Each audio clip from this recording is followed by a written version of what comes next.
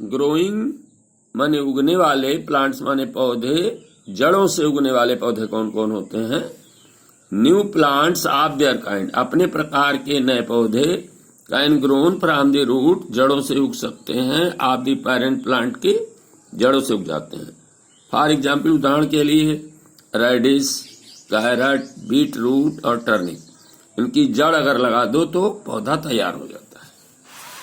Growing plants from stem, तनों से कैसे पौधे, कुछ पौधे हैं तनों से तैयार होते हैं, बढ़ते हैं।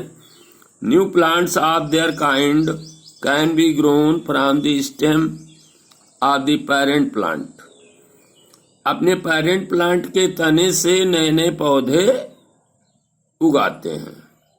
फॉर एग्जाम्पल, पोटैटो, ओनियन, रोज और हिबिस्कस, ये आलू, प्याज, गुलाब और गुड़हल के पौधे जो हैं ये तनों से उगाते हैं।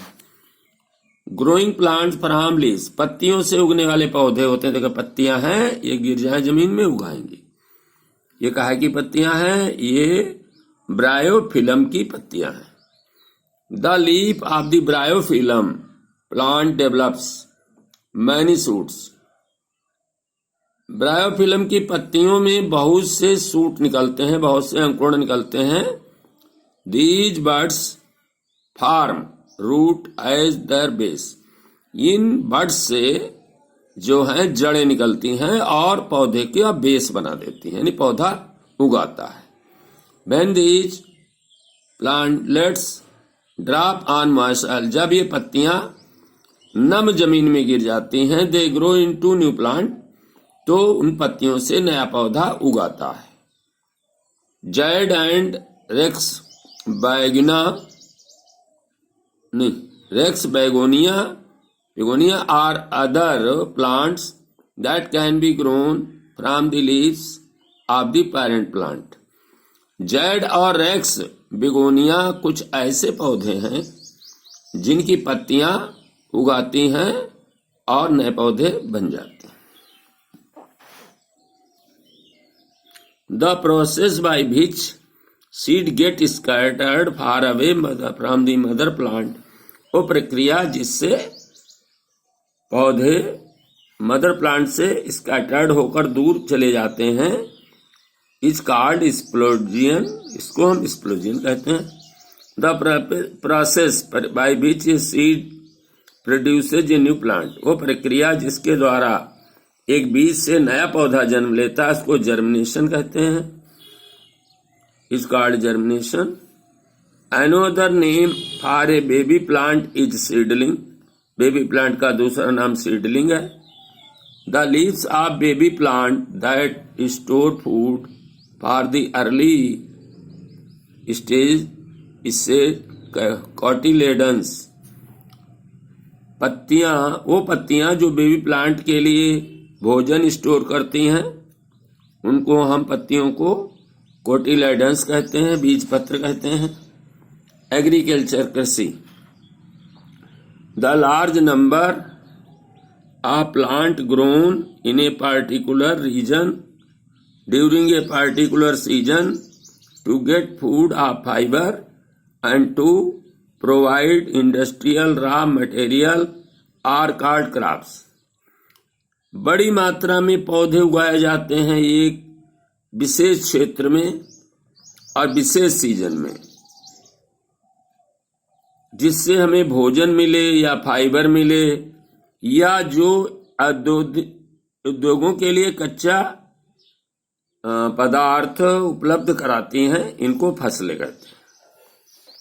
Agriculture is the practice of growing and harvesting crops, कृषि जो है एक अभ्यास है जिसके द्वारा हम फसलों को उगाना, फसलों को काटना ये सीखते हैं।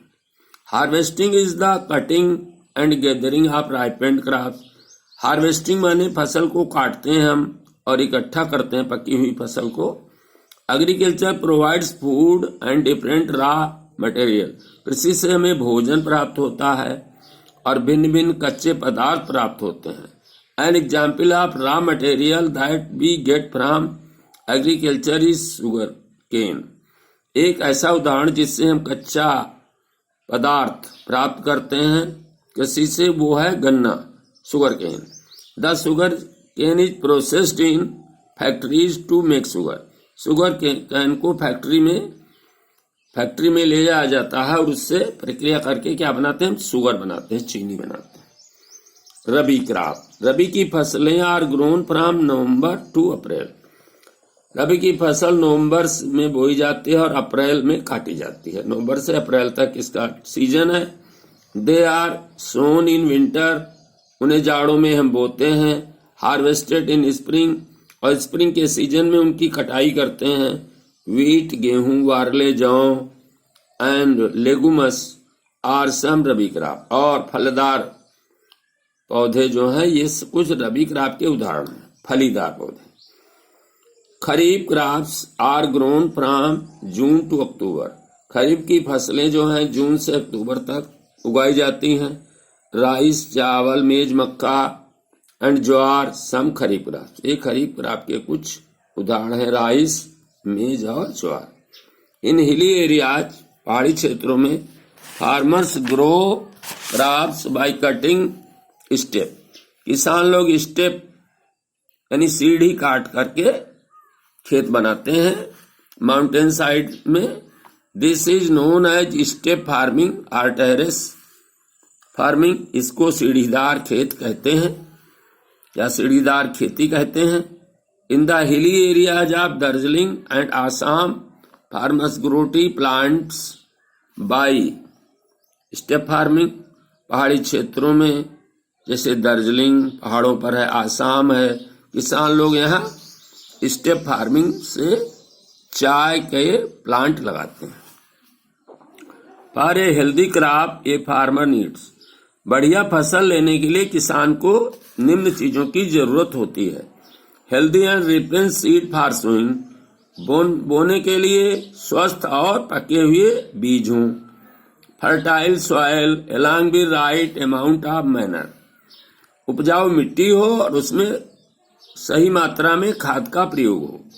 Enough water for crop providing either naturally or through irrigation, पर्याप्त मात्रा में जल हो, चाहे वो वर्षा से जल प्राप्त हो जाए या सिंचाई से प्राप्त हो। Essential agriculture tool and machines, आवश्यक कृषि के औजार हों और मशीनें हों। रिकॉलिंग पॉइंट्स, कौन कौन बातें हम इसमें पढ़े हैं वो रिकॉल करना है। New plants can be grown from the seeds, roots, stems and leaves of the parent plant. नए पौधे उगाए जा सकते हैं पौधे के बीज से, जड़ों से, तने से और पत्तियों से। The cotyledons of seed provide food for the baby plant in the early stage. प्रारंभिक अवस्था में जब बच्चा छोटा होता, पौधा बहुत छोटा होता है, शुरू में जर्मिनेशन होता है, जब पत्तियां उसमें नहीं निकली होती हैं, तब कोटिलेडन्स बीज पत्र के अंदर भोजन इकट्ठा होता है, वो कोटिलेडन्स भोजन प्रदान करता है। Seed need air, water and right amount of warmth and light to grow into baby plant. Seed जो है, बीज जो है, बेबी प्लांट बनता है तो उसके लिए सही उपयुक्त मात्रा में एयर, हवा हो, वाटर हो, गर्मी मतलब सनलाइट हो, और उससे बढ़ने के लिए चीजें जरूरी हैं। Seed get dispersed by various means such as wind and water. बीज जो हैं विभिन्न तरीकों से फैलते हैं, जैसे कि हवा के द्वारा और जल के द्वारा। Agriculture is the process of growing and harvesting crops. कृषि एक ऐसी प्रक्रिया है जिससे हम फसलों को उगाते हैं और काटते हैं।